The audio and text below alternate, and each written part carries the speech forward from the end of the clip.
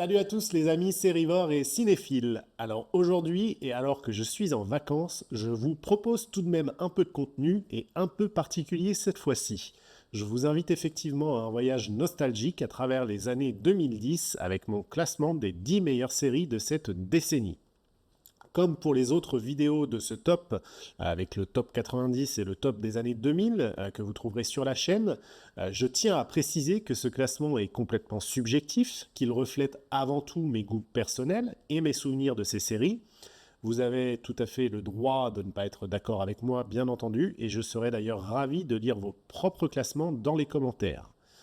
Je veux également mentionner que certaines séries ne figurent pas dans ce classement simplement et tout simplement parce que je ne les ai pas vues, même si je sais qu'elles sont excellentes. Par exemple, True Detective ou Succession que je regarde actuellement sont souvent citées comme parmi les meilleures séries de tous les temps, mais elles ne seront pas dans ce top car je n'ai pas encore regardé ces séries ou je suis en train de les regarder.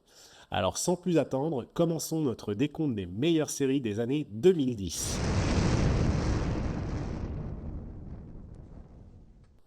En 10e position, nous avons Peaky Blinders, une série britannique, c'est assez rare pour le mentionner, qui nous plonge dans un monde impitoyable, celui des gangs de Birmingham dans les années 1920.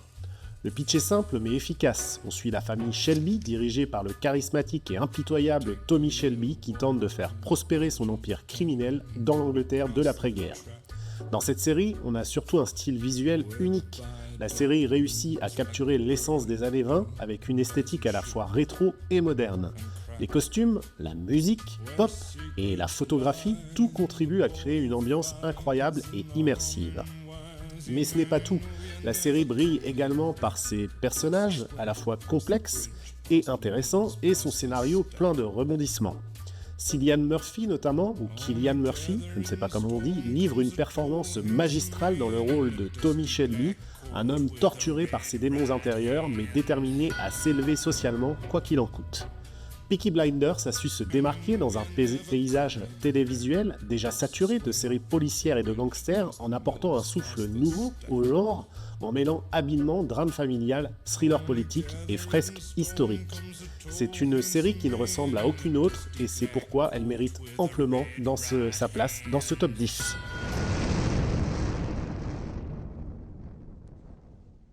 En 9e position, nous avons Westworld, une série de science-fiction qui repousse les limites de notre imagination et de notre perception de la réalité, à tel point je pense que beaucoup sont passés à côté de la série en raison de la complexité de l'intrigue. Pourtant, le concept de Westworld est fascinant. Dans un futur proche, un parc d'attractions high-tech permet aux riches visiteurs de vivre leurs fantasmes les plus fous dans un monde western peuplé d'androïdes ultra réalistes. Mais que se passe-t-il quand ces androïdes commencent à développer leur propre conscience ? C'est là tout le charme de Westworld, sa capacité à jongler avec des thèmes philosophiques profonds tout en offrant un divertissement évidemment de haute volée.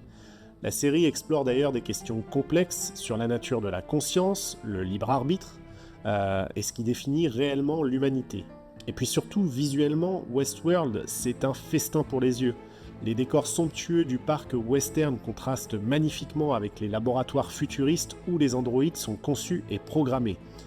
La réalisation est impeccable avec des séquences d'action spectaculaires et des moments d'intimité poignants. Autre force de la série Westworld, son scénario évidemment labyrinthique.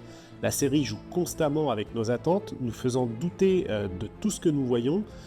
Chaque épisode est rempli de mystères à résoudre et de rebondissements qui nous laissent vraiment bouche bée. À sa sortie en 2016, Westworld a été saluée à la fois pour son ambition et son originalité. Elle a prouvé que la science-fiction à la télévision, ça pouvait être à la fois intelligent et accessible, profond et divertissant.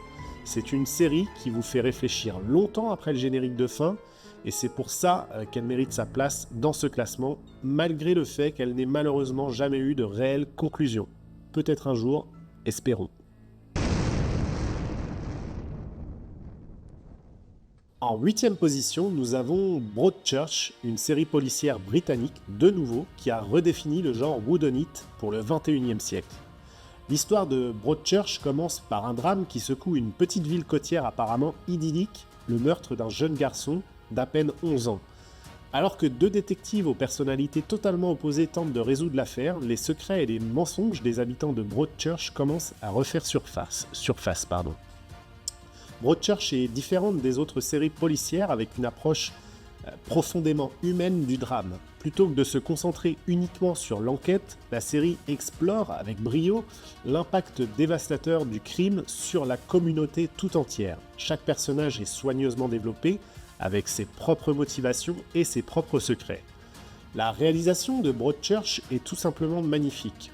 On a des paysages côtiers du Dorset, en Angleterre, qui sont filmés de manière à devenir presque un personnage à part entière, reflétant d'ailleurs l'humeur sombre et tendue de l'histoire, tout comme l'ambiance assez britannique propre à la série. Puis on a deux magnifiques acteurs avec David Tennant et Olivia Colman qui livrent des interprétations nuancées et puissantes dans les rôles des détectives principaux, tandis que le reste du casting brille également dans des rôles complexes et multidimensionnels. À sa sortie en 2013, la série a été saluée comme un chef-d'œuvre du drame policier. Elle a prouvé qu'une série policière pouvait être bien plus qu'une simple enquête en offrant une exploration profonde et émouvante du deuil, de la communauté et de la nature humaine. C'est une série qui reste pour longtemps dans l'esprit après l'avoir regardée et c'est pourquoi elle mérite elle aussi sa place dans ce top 10.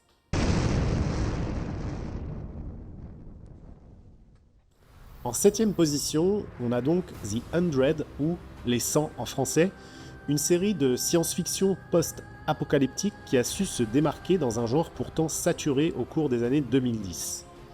Mais le pitch des 100 est intriguant. 97 ans après une apocalypse nucléaire qui a dévasté la Terre, les derniers survivants de l'humanité vivent dans une station spatiale. Les ressources s'épuisent et 100 jeunes délinquants sont envoyés sur Terre pour voir si la planète est à nouveau habitable. Dans cette série, chaque saison apporte son lot de nouveaux défis et de nouveaux environnements, empêchant d'ailleurs la série de tomber dans une certaine routine. De la survie initiale sur une Terre hostile à des conflits complexes entre différentes factions, en passant des voyages dans l'espace et même des voyages dans le temps, les 100 ne cessent de repousser ses propres limites. La série brille également par ses personnages complexes et en constante évolution. Les protagonistes sont confrontés à des choix moraux relativement difficiles et on les voit grandir au fur et à mesure de la série d'adolescents à adultes. Ils peuvent changer, parfois même devenir méconnaissables au fil des saisons. C'est particulièrement vrai pour le personnage de Clark Griffin, brillamment interprété par Eliza Taylor, qui passe d'une adolescente idéaliste à une leader endurcie, prête à tout pour protéger les siens. The 100 aborde également les thèmes pertinents comme celui de la survie de l'espèce, de l'éthique en temps de guerre ou encore du pouvoir corrupteur et de la nature cyclique de l'histoire. Elle pose des questions difficiles sur ce que signifie être humain et sur les limites de ce que nous sommes prêts à faire pour survivre.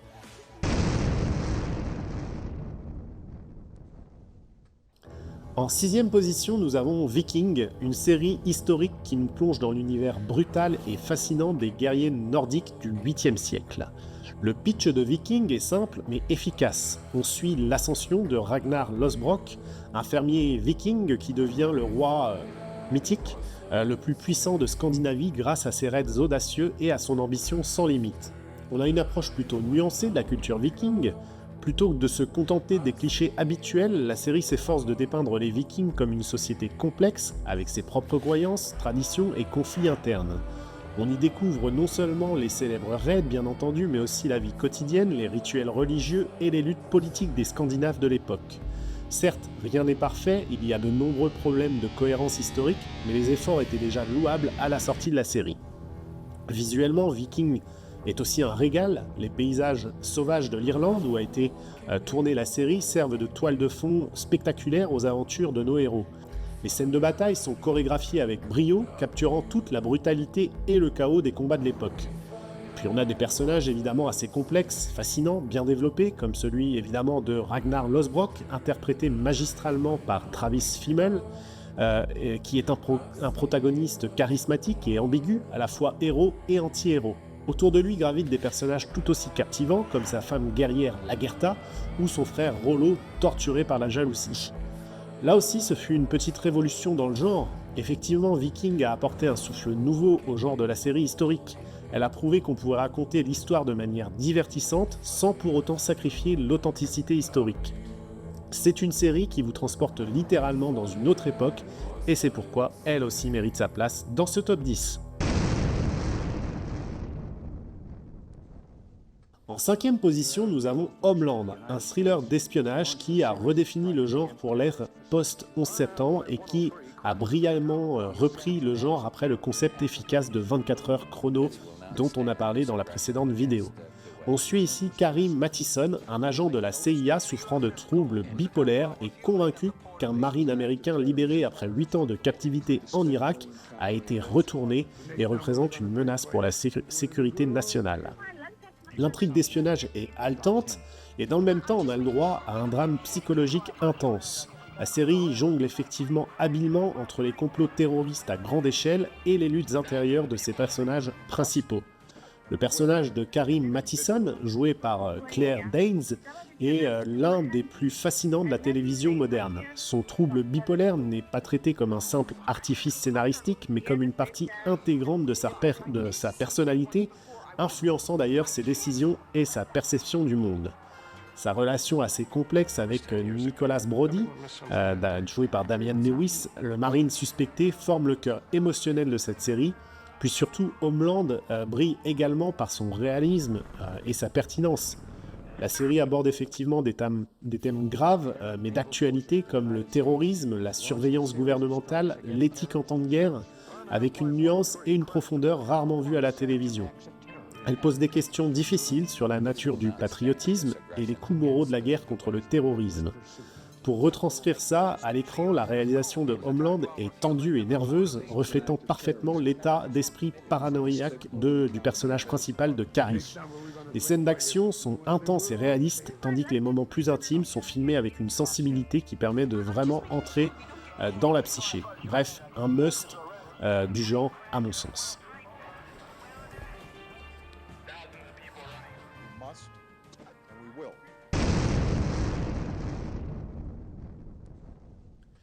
Tchernobyl, c'est une mini-série qui a marqué les esprits par sa puissance narrative et son réalisme glaçant au moment de sa sortie. Le pitch de Tchernobyl est terrifiant mais simple. La série retrace tout simplement l'histoire vraie de la catastrophe nucléaire de Tchernobyl en 1986 en URSS, depuis l'explosion du réacteur jusqu'aux efforts héroïques pour contenir la contamination et comprendre les causes.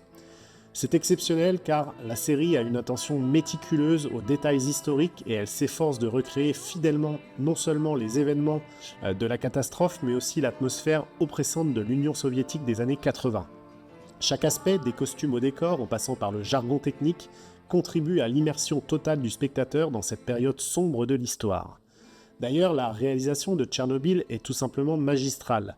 Le réalisateur, Johan Renck, parvient à créer une atmosphère de tension constante, même dans les scènes les plus calmes. L'utilisation du son est particulièrement remarquable, avec un bruit omniprésent, des compteurs Geiger notamment, qui rappellent constamment le danger invisible de la radiation. Les performances des acteurs sont également à saluer. Jared Harris, Stellan Skarsgård ou encore Emily Watson livrent des interprétations nuancées et poignantes, incarnant des personnages qui luttent non seulement contre la catastrophe elle-même, mais aussi contre un système bureaucratique qui préfère nier la vérité plutôt que d'admettre ses erreurs. Ce qui fait vraiment la force de Tchernobyl, c'est sa capacité à transformer une tragédie historique en un drame humain profondément émouvant.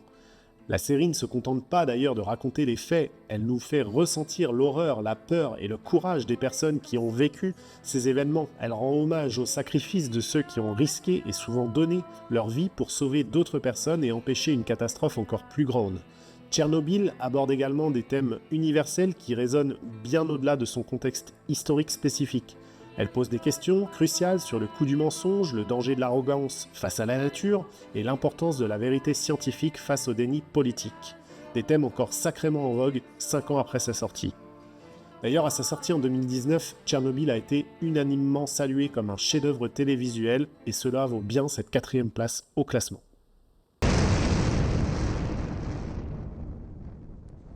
Sur la 3e place du podium, on a donc Black Mirror, la première série que j'ai regardée sur Netflix.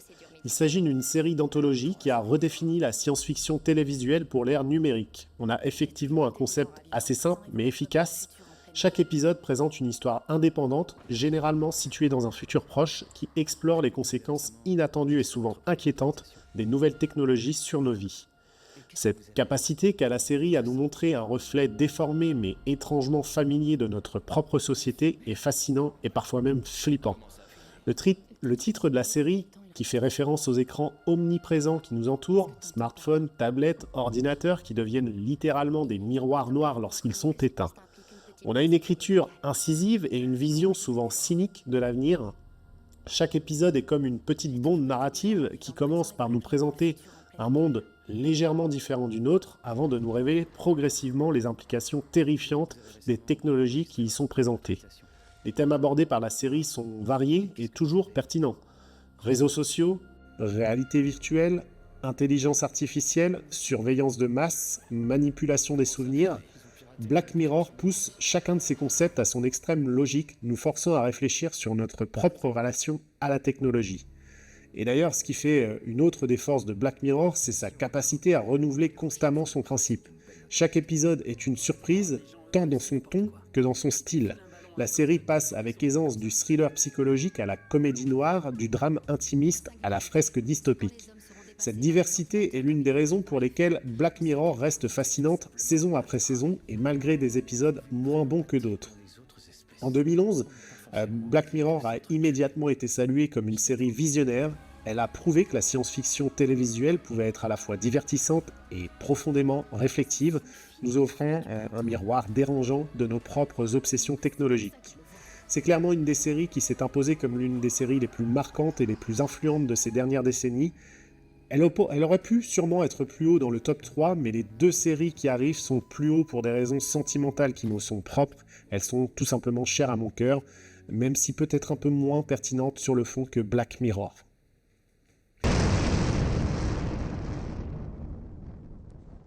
En deuxième position de notre classement, nous avons The Walking Dead, une série qui a tout simplement redéfini le genre zombiesque et est devenue un véritable phénomène culturel, bien que beaucoup critiqué ces dernières années, pour les dernières saisons de la série, clairement mauvaises et à rallonge. Cependant, sur les premières saisons, c'était vraiment un banger, et moi, ça fait partie des séries que j'ai adorées ces dernières années. Le pitch de The Walking Dead est simple, mais efficace. Dans un monde ravagé par une apocalypse zombie, un groupe de survivants lutte pour rester en vie face aux morts-vivants et aux autres survivants, souvent plus dangereux que les zombies eux-mêmes. Et c'est ça qui fait le charme de The Walking Dead, TWD pour les intimes, c'est sa capacité à aller au-delà du simple film de zombies pour explorer des thèmes profonds comme celui de la nature humaine, de la survie, du leadership et surtout de la moralité dans un monde sans loi. La série nous montre comment des personnes ordinaires peuvent se transformer face à ces circonstances extraordinaires, pour le meilleur et pour le pire. La force de cette série réside aussi dans son développement des personnages. Au fil des saisons, on voit les protagonistes évoluer, se durcir, parfois même devenir méconnaissables. Des personnages comme ceux de Rick, de Carol ou de Daryl connaissent des arcs narratifs fascinants qui les transforment profondément.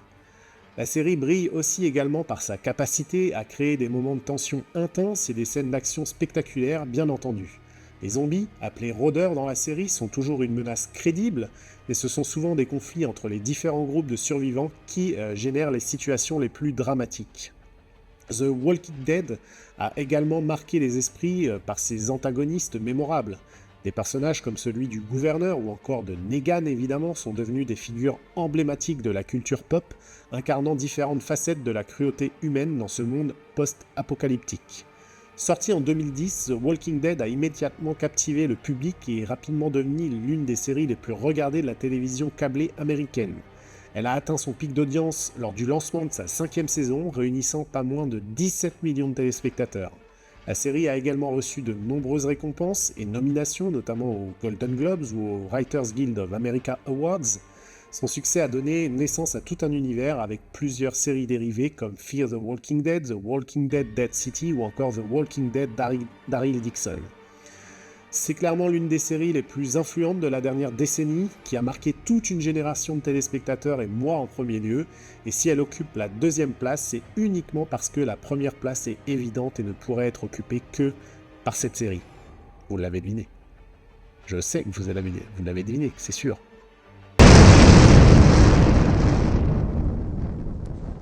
Et oui, nous voici donc en première place de notre classement qui est occupé évidemment par Game of Thrones, une série qui a tout simplement redéfini ce qu'est une production télévisuelle et ce que ça pouvait accomplir.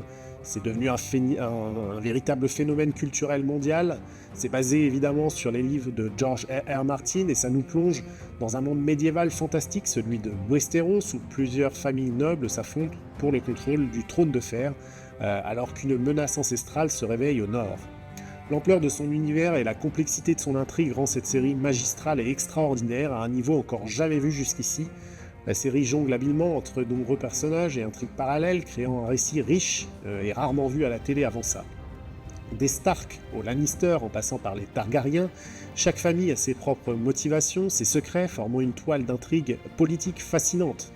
La force de Game of Thrones réside d'ailleurs dans son audace narrative. La série n'hésite pas à briser les conventions du genre fantasy, notamment en tuant des personnages principaux de manière inattendue.